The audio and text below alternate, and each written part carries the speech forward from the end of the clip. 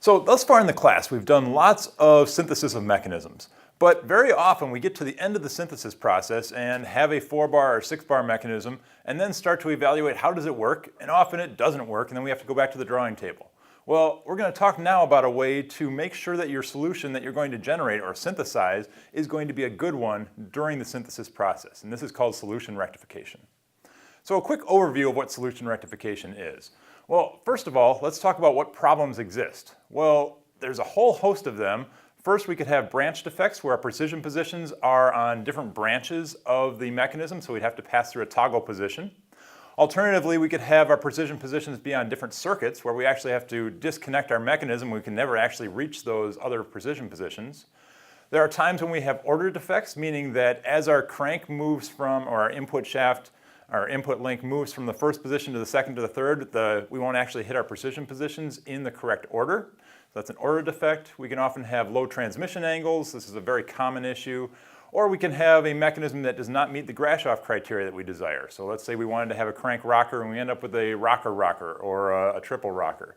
All of those issues are things that we usually don't recognize until we're done with our synthesis and we start to evaluate our mechanism or analyze it.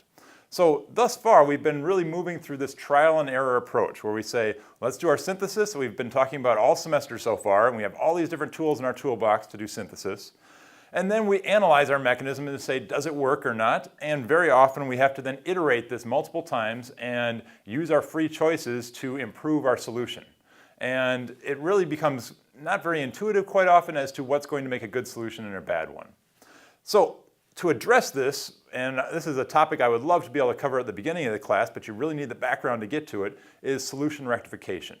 And a definition of solution rectification is an a priori method of eliminating spurious solutions during synthesis. And I threw that in there just because I love the big words. So a priori is simply from the earlier, or kind of ahead of time, recognizing what the issues might be, eliminating spurious. Spurious are false solutions. So this is saying, how do we make sure that the solutions that we are going to generate are going to be good ones, throw away the bad ones? That's our objective here with solution rectification. Now, there are a whole host of rectification methods, and as you look through the literature, this is really an evolving area, and quite often the methods that you use address one of the issues, each of these issues separately. So they'll address branch or circuit defects. Sometimes we can combine those. They might address order defects or low transmission angles, Grashof conditions, but really this is an area of the field that's still emerging.